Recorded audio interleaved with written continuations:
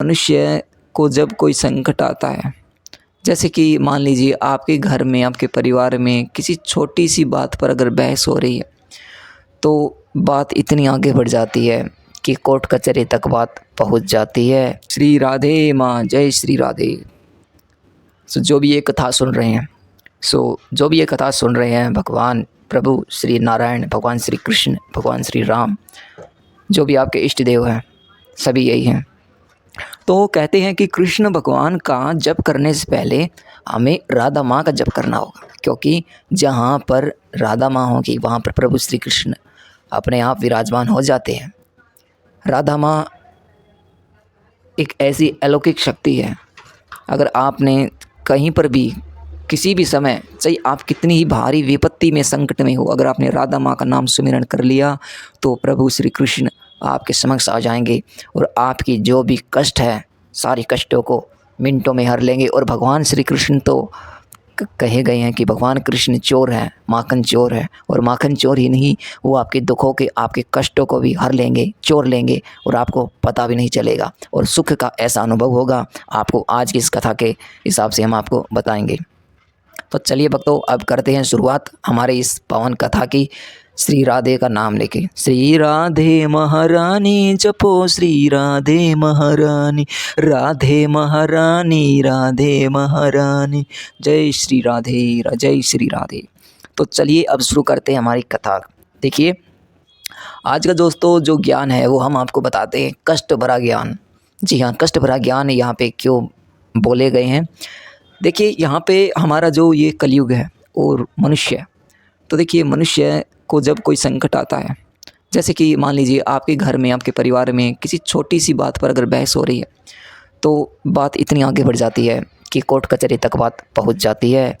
और धीरे धीरे वो मामला जब भी कोर्ट कचहरी में जाता है तो मामला लंबी चलता है, लंबा मामला चलता है, और ऐसे में आप बहुत परेशान हो जाते हैं, दुखी हो जाते हैं, और आप भगवान के फिर मंदिर में जाते हैं, भगवान की पूजा करते हैं और भगवान से कहते हैं, उनसे प्रार्थना करते हैं कि हे भगवान, हमारे इस घर में जो भी विपदा आई, संकट आया, इसको टालो, इस संकट को हरो प्रभु, हम आपका प्रसाद चढ़ा देंगे, हम गरीबों के लिए ये कर देंगे, हम गरीबों को दान करेंगे, पुण्य करेंगे, ज़िंदगी में कभी भी कोई गलत काम नहीं करेंगे। ऐसा हम भगवान से याचना प्रार्थना करते हैं।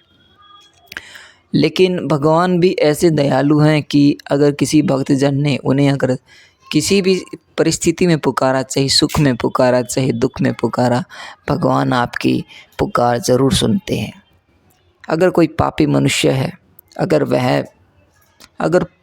पाप करता है, करते जाता है, भगवान भी उसकी गिनती करते जाता है, लेकिन जब वह मंदिर में जाता है और भगवान की पूजा करता है, उनकी आराधना करता है, तो जब उनसे कुछ मांगता है निस्वार्थ भाव से, तो भगवान उसको बेझिझक दे देते हैं। ये भी नहीं देखते कि इस मनुष्य ने कितना पाप किया हुआ है, तो ये इस लायक है या नहीं है कि मुझे इसको देना चाहिए या नहीं देना चाहिए, ये भगवान कभी भी नहीं सोचते।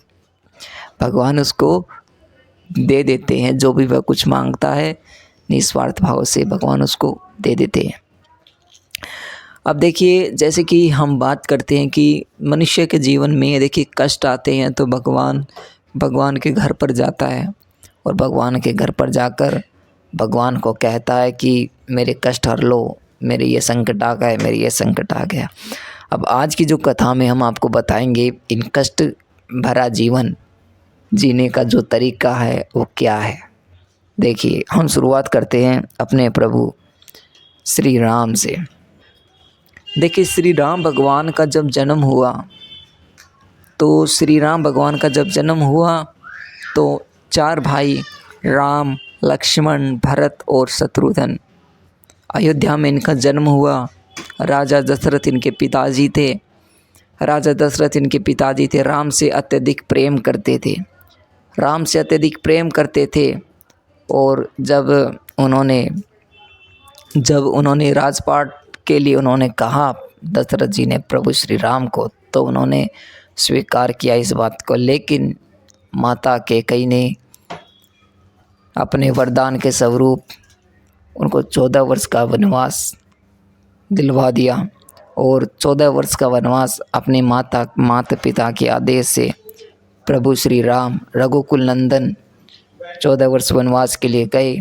और 14 वर्ष वनवास के लिए प्रभु श्री राम ही नहीं, लक्ष्मण जी भी गए और उनके साथ साथ उनकी धर्म पत्नी माता सीता भी गई। अब देखिए कैसी ये विडंबना है कि प्रभु श्री राम तो भगवान थे, प्रभु श्री राम भगवान थे, लेकिन कष्ट उन्होंने भी देखे हैं। ऐसा नहीं है कि भगवान है कुछ पता नहीं है। भगवान को सब कुछ पता है, सब कुछ पता है। भगवान सब कुछ जानते हैं कि आगे क्या होगा, कौन हमें मिलेगा, कौन क्या बातें कहेगा और कौन कौन क्या कुछ करने वाला है, सब कुछ पता है भगवान को। फिर भी भगवान गए। भगवान जब गए तो फिर 14 वर्ष का जब वनवास हुआ, जब फिर जैसे ही वनवास हुआ तो वन में जब चलने लगे तो नंगे पाँव श्री राम, सीता माता और भैया लक्ष्मण जब चलने लगे, लक्ष्मण जी को शेषनाग का रूप कहा जाता है, तो जैसे ही वो चलने लगे तो फिर रास्ते में कंकर पत्थर, क्योंकि नंगे पाँव थे, उनको चुभे। माता सीता को कांटे लगे, प्रभु श्री राम को भी लक्ष्मण को भी इनको कांटे लगे, लेकिन धीरे धीरे वो चलते गए। लेकिन प्रभु श्री राम ने एक बहुत ही अच्छी बात कही। क्या कही?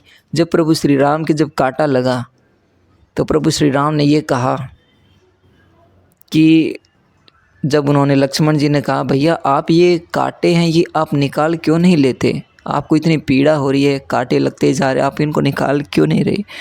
फिर भगवान श्री राम ने ये कहा कि एक बार मेरी जो शरण में आ जाए, चाहे वो कैसा ही मनुष्य क्यों ना हो, मैं उसको हर परिस्थिति में अपनी शरण प्रदान करता हूँ। तो उन कांटे भगवान श्री राम ने नहीं निकाले और चलते गए। और ऐसे में दोस्तों यहाँ पे माता सीता का रावण ने बलपूर्वक हरण कर लिया। और कितनी ज़्यादा कष्ट होता है, कितनी जब पीड़ा होती है जब किसी एक मनुष्य का, जब कोई इंसान है तो इंसान की घरवाली का दोस्तों यहाँ पे अपहरण होता है, ठीक है, जिसे हम कहते हैं किडनैप कहते हैं। तो ये सब होता है तो हमें कितने दुख पीड़ा होती है। और वो तो भगवान थे और भगवान को इतना कष्ट यहाँ पर हुआ।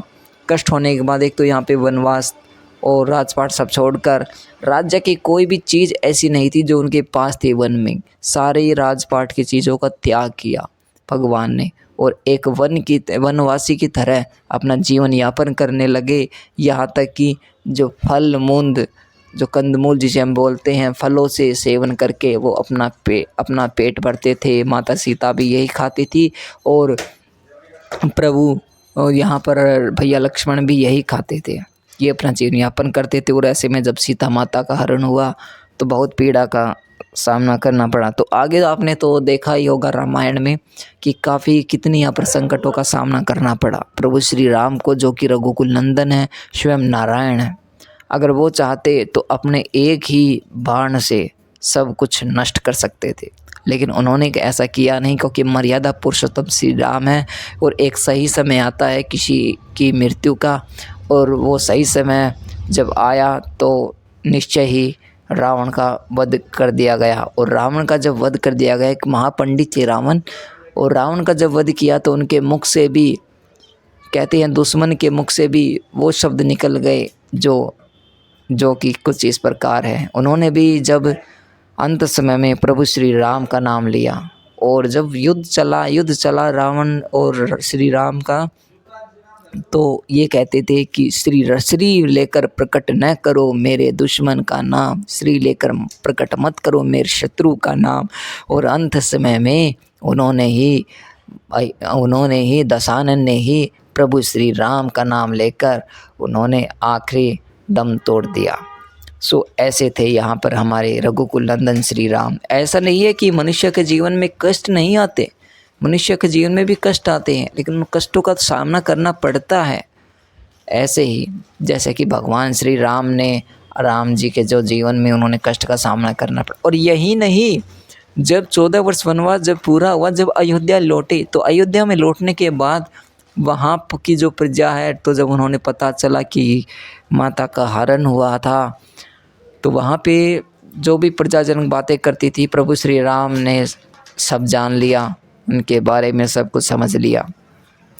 फिर उसके बाद माता को महर्षि वाल्मीकि के आश्रम में जाना पड़ा और वहीं पर लव और कुश का जन्म हुआ। और लव कुश का जन्म हुआ तो वहीं पर ही माता जंगल में जाकर, वन में जाकर लकड़ी तोड़ती थी और अपना जो घर चलाती थी। तो कितनी संकटों का सामना करना पड़ा। यानी कि भगवान सिर्फ भगवान के थे। जब भगवान धरती लोक में आए थे, भगवान श्री राम सिर्फ भगवान नाम के ही भगवान थे, ठीक है। लेकिन जो एक मनुष्य का जो जीवन है, बिल्कुल इसी ही प्रकार प्रभु श्री राम ने, माता सीता ने, भैया लक्ष्मण ने, सभी ने यहाँ पर मनुष्य की तरह ही अपना जीवन यापन किया। उतने ही यहाँ पर उससे, यानी कि मनुष्य को अब तो कुछ भी कष्ट नहीं है। इससे ज़्यादा कष्ट तो भगवान श्री राम ने देखे हैं। कहते हैं जो रघुकुल नंदन, यानी कि रघुकुल रीत सदा चली आई, प्राण जाए पर वचन न जाए।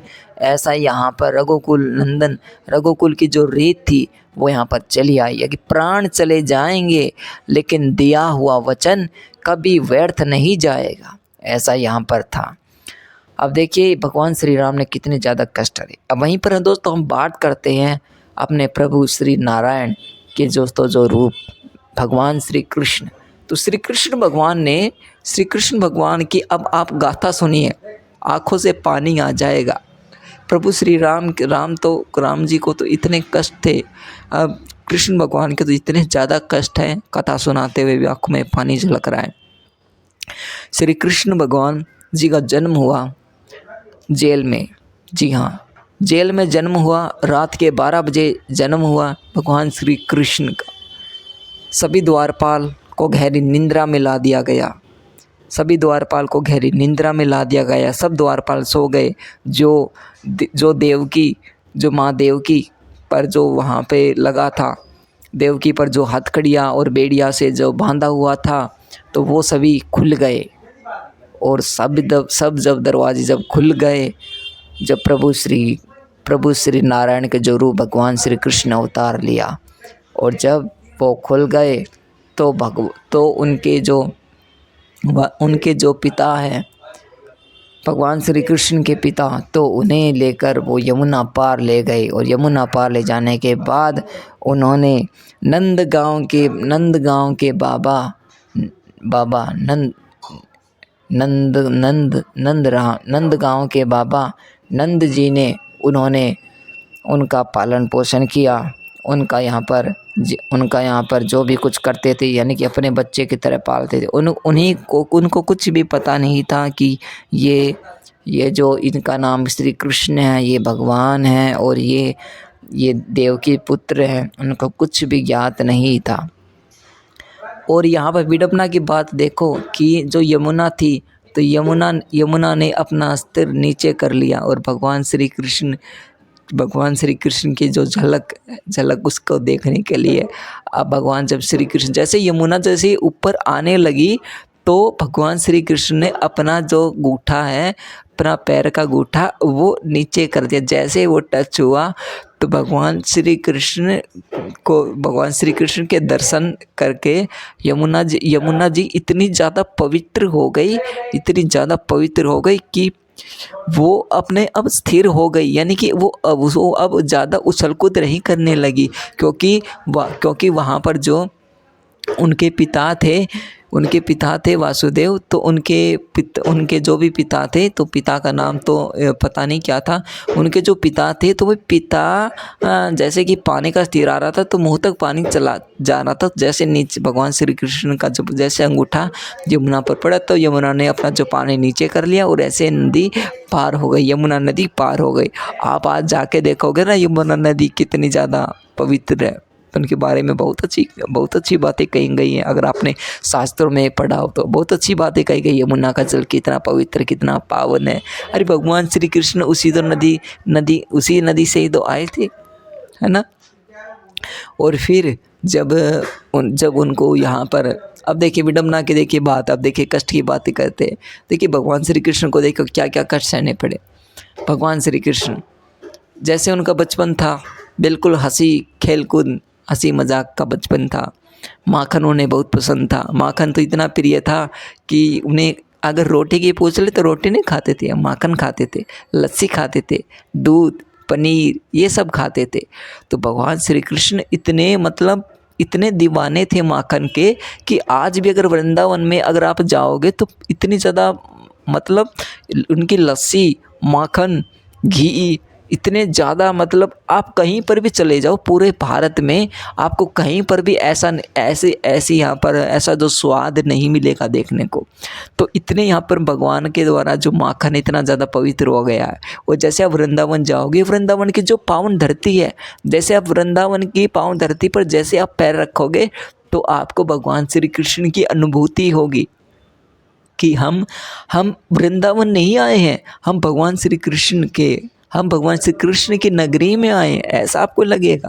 क्योंकि इतनी पवित्र जगह, इतनी पावन जगह है, देखने के लिए ना जानो कितने लाखों मंदिर हैं जहाँ पर प्रभु श्री कृष्ण विराजमान है, उनकी छवि विराजमान है, उनकी राधा विराजमान है।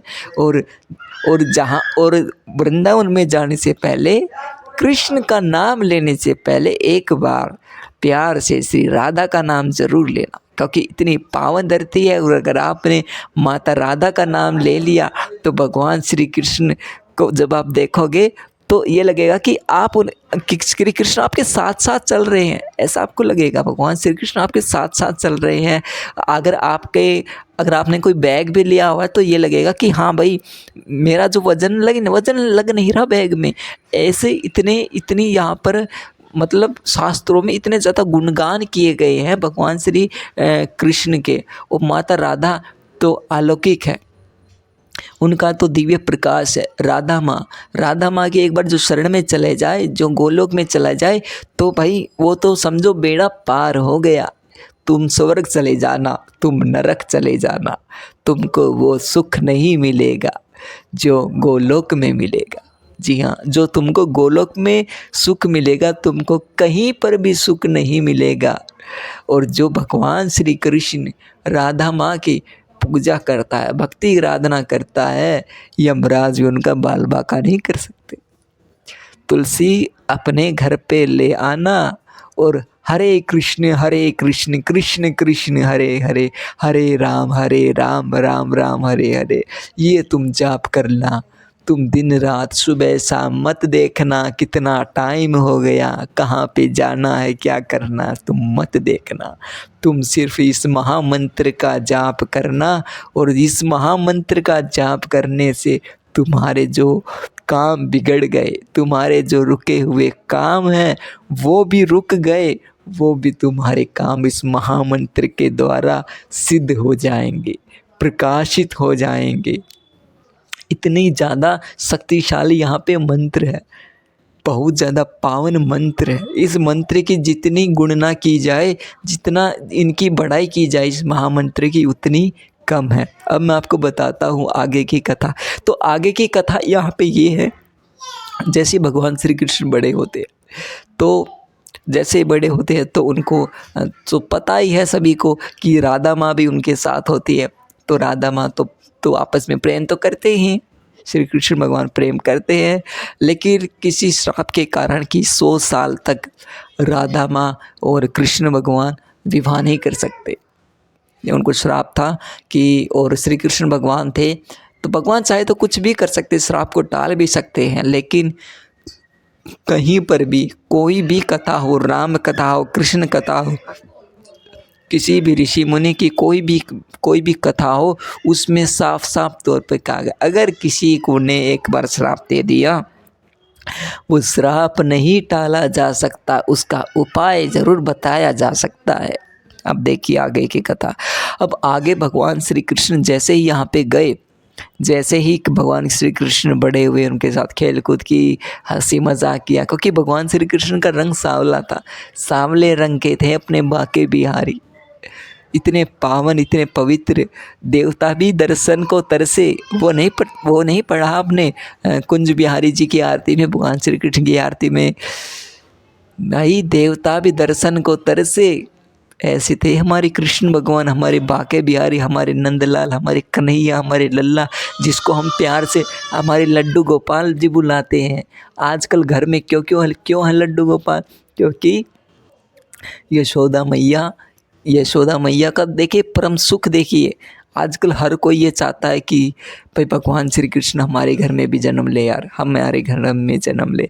भगवान श्री कृष्ण ने लड्डू गोपाल को भेज दिया, और जिस घर में लड्डू गोपाल है कभी भी उस घर का बाल बाका नहीं हो सकता, कभी भी उस घर पर दुख नहीं आ सकता, विपदा नहीं आ सकती, संकट नहीं आ सकता, कोई भी यहाँ पर नकारात्मक ऊर्जा प्रवेश नहीं कर सकती जहाँ पर हमारे लड्डू गोपाल, हमारे भगवान श्री नारायण, भगवान श्री कृष्ण। अब आगे सुनिए, जैसे उनका यहाँ पे प्रेम हुआ तो भगवान श्री कृष्ण यहाँ पे भाई फिर उनका जैसे ही उनका प्रेम हुआ और जब शादी का प्रस्ताव रखा तो यहाँ पर शादी नहीं हो पाई, क्योंकि श्राप के कारण थे, तो इसलिए उनकी शादी नहीं हो पाई इस वजह से। और जैसे जैसे वो बड़े हुए तो उनको एक प्रस्ताव आया मथुरा से मामा कंस ने भेजा। और विडम्बना की बात देखिए, कंस ने कितने ही राक्षस, कितने ही यहाँ पर राक्षसी भेजी थी भगवान श्री कृष्ण को मार। अरे भगवान श्री कृष्ण को मारने, भगवान श्री कृष्ण को मारने नहीं आए, वो अपनी मुक्ति मांगने आए थे भगवान श्री कृष्ण से। हमें मुक्ति दो इस दुनिया से। भगवान श्री कृष्ण ने उन्हें मुक्त किया, और अंत समय में हर एक जो भी राक्षसा था बिल्कुल पावन हो गया, बिल्कुल पवित्र हो गया। भगवान के हाथों मरना तो पावन सुख है, पावन धर्म है, कर्म है। अब देखिए आगे सुनिए, जैसे कि यहाँ पे बुलाया तो भगवान मथुरा गए, तो अब विडम्बना की बात देखिए, राधा माँ का साथ छूट गया, उन लाखों गोपियों का साथ छूट गया। कहते हैं जब गोपियाँ जाती थी तो ये नहीं कहती थी कि माखन ले लो, दूध ले लो, ये नहीं कहती थी। क्या कहती थी? वो ये कहती थी, कृष्ण ले लो कन्हैया ले लो, कृष्ण ले लो कन्हैया ले लो। अरे भूल जाती थी वो प्यार में भगवान श्री कृष्ण के प्यार में इतने ज़्यादा भावुक होती थी। और जब भगवान श्री कृष्ण अपनी बंसी बजाते थे तो गाय से लेकर सब हर कोई मधुर हो जाता था, हर कोई मधुर हो जाता। गोपियाँ तो पागल हो जाती थी, उनको ये नहीं पता था कि हमको काम क्या करना है, इस प्रकार। और यहाँ पे जैसे ही देखिए जब मथुरा गए तो भगवान श्री कृष्ण को राधा माँ का छोड़ना पड़ा, उन लाखों गोपियों को छोड़ना पड़ा, उन गैया को छोड़ना पड़ा, अपने नंद बाबा और माँ यशोदा को छोड़ना पड़ा। और ऐसे जब वो गए तो धर्म युद्ध की तो जैसे गए तो मामा कंस का उन्होंने वध किया, उन्हें न्यायपूर्ण किया। और जैसे द्वारिका पर उन्होंने राज किया, राजपाट संभाला द्वारिका का, तो अपने माँ देवकी से मिले और वासुदेव से मिले। तो जैसे वासुदेव से मिले तो देवकी माँ ने एक प्रश्न किया कि लल्ला तुम अब आए हो, तुम तो भगवान हो, तुम पहले नहीं आ सकते थे। तो कितना सुंदर जवाब दिया, देखिए कितना सुंदर जवाब दिया भगवान श्री कृष्ण। सुनिए, उन्होंने कहा था, मैया आपने ही तो मुझे 14 वर्ष का वनवास दिया था। फिर कहा, ये क्या कह रहे हो लल्ला, मैंने आपको कब 14 वर्ष का वनवास दिया? माता, आप पिछले जन्म में आप कैकेयी थी, और जो यशोदा मैया है वो मेरी कौशल्या माता थी, और आपने मुझे 14 वर्ष का वनवास दिया था। सो मैं बिना वनवास पूर्ण किए भला कैसे आ सकता हूँ? तो ऐसा कहकर माता रोने लगी और उनसे माफ़ी मांगने लगी और कहना, प्रभु क्षमा कर। लेकिन माँ का हृदय है। भगवान श्री कृष्ण ने अब देखा तो माँ को गले लगा लिया, खूब आंसुओं से रोए। इतना यहाँ पे प्रेम था। और यहीं प्रेम ख़त्म नहीं हुआ जब भगवान श्री कृष्ण के आगे आगे सुनिए आप।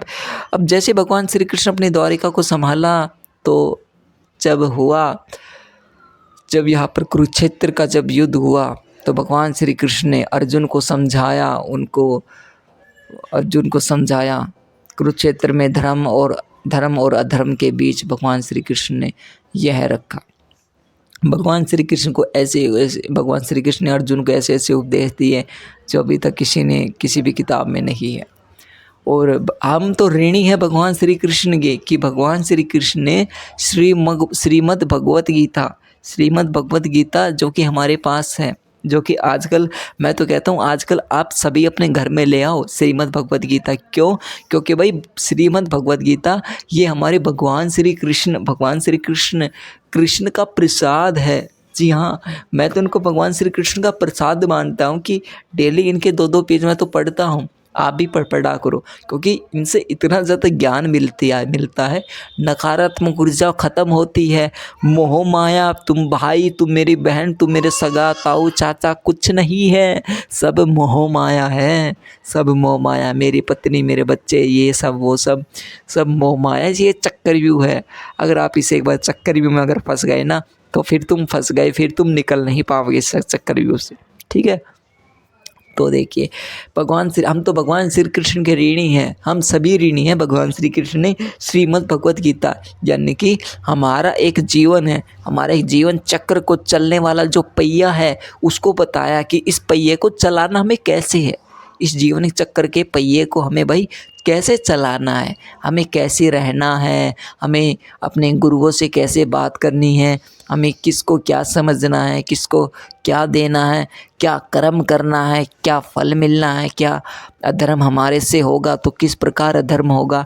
ऐसे यहाँ पर श्रीमद् भगवद गीता में भगवान श्री कृष्ण ने जो अर्जुन को उपदेश दिए थे। और मैं तो कहता हूँ अर्जुन इतना भाग्यशाली था, इतना भाग्यशाली अर्जुन मैंने भाई देखा नहीं। क्योंकि भगवान श्री कृष्ण ने अपने जो अवतार थे सारे अवतार कुरुक्षेत्र के मैदान में समय को सीमित कर दिया। और भगवान श्री कृष्ण ने जब अर्जुन को अवतार दिखाए तो अर्जुन की आंखें देख ना पाए, क्योंकि दिव्य रूप चाहिए था, दिव्य आंखें चाहिए थी जो भगवान श्री कृष्ण ने अर्जुन को प्रदान की। और जब देखा तो अर्जुन का अंग अंग हिल गया, अंदर से कांप गया, डगमगा गया कि यार ये मैंने क्या देख लिया।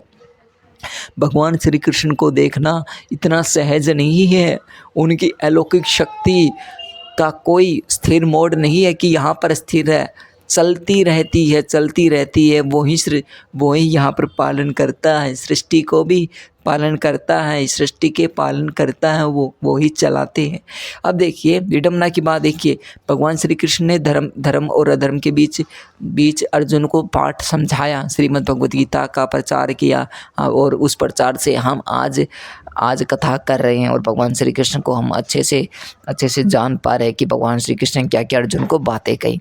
उसके बाद आगे क्या हुआ देखिए, जब धर्म अधर्म के बीच जब युद्ध हुआ, उसके बाद जब युद्ध समाप्त हुआ और धर्म की विजय हुई, क्योंकि धर्म शिविर था भगवान श्री कृष्ण में। और श्री कृष्ण थे किनके साथ? पांडवों के साथ।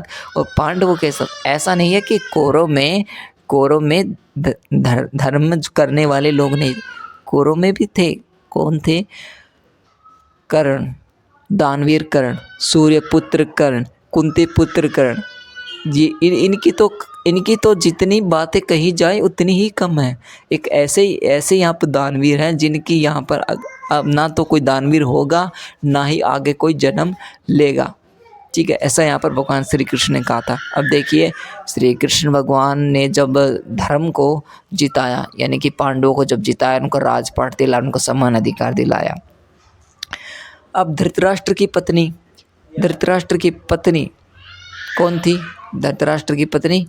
तो धृतराष्ट्र की पत्नी ने भगवान श्री कृष्ण को श्राप दे दिया कि जैसे ही हमारे इस कौरव वंश का अंत हुआ है, वैसे ही तुम्हारे यादव का वंश का अंत हो जाएगा। अब भगवान की गलती क्या थी? यह बताइए।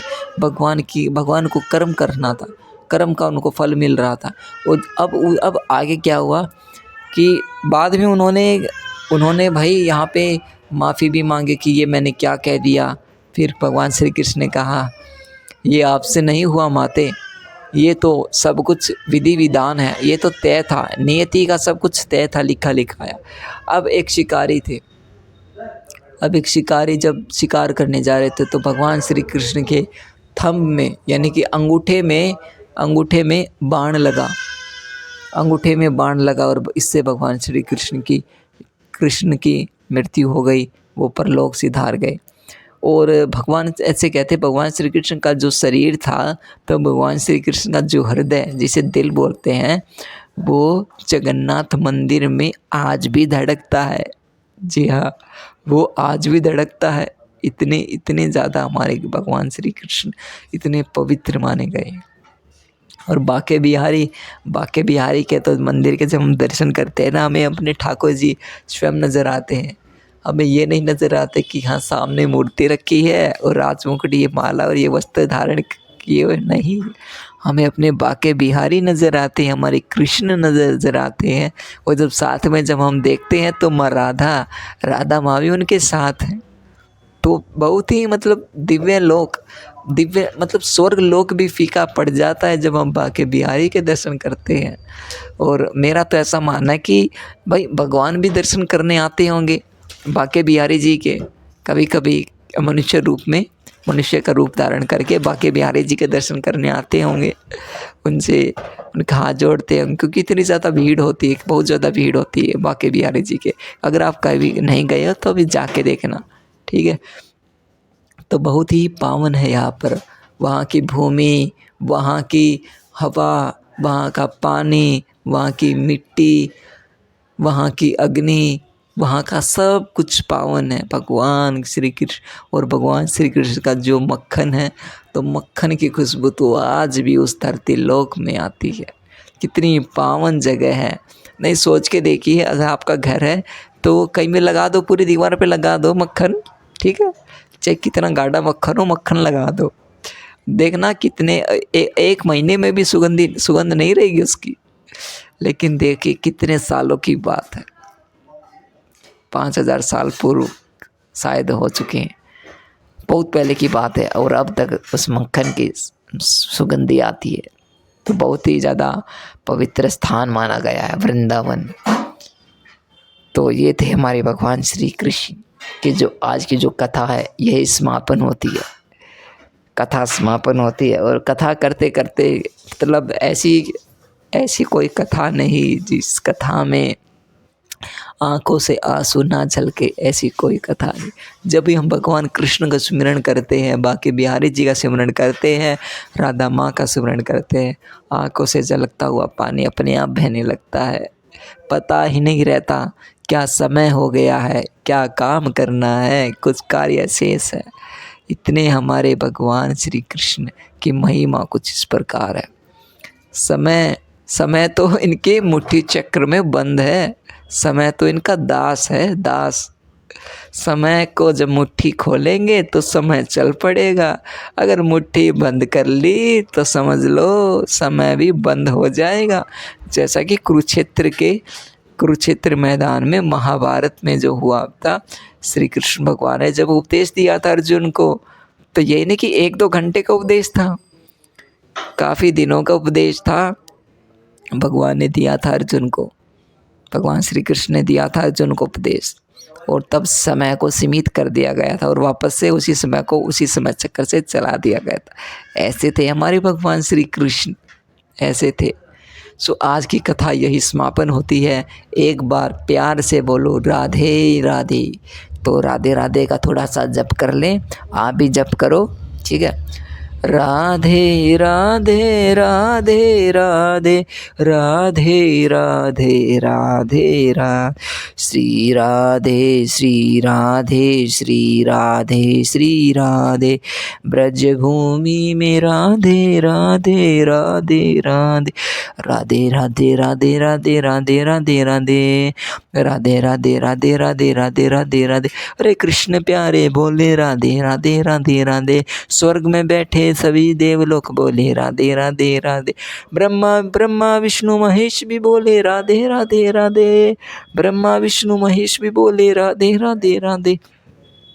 राधे राधे राधे राधे राधे राधे राधे राधे राधे राधे राधे राधे। जय श्री राधे। अब देखिए, एक महामंत्र का जाप है, आप ज़रूर कीजिएगा। और घर पे आप एक तुलसी की माला ले आइए, 2 माला ले आना। एक माला आप अपने गले में धारण कर लेना और एक माला से आप जप कर लेना। और एक जप का एक बैग सा होता है जो कि वृंदावन में मिलता है, तो वहाँ पे कर लेना और ऐसे करते रहना, ठीक है।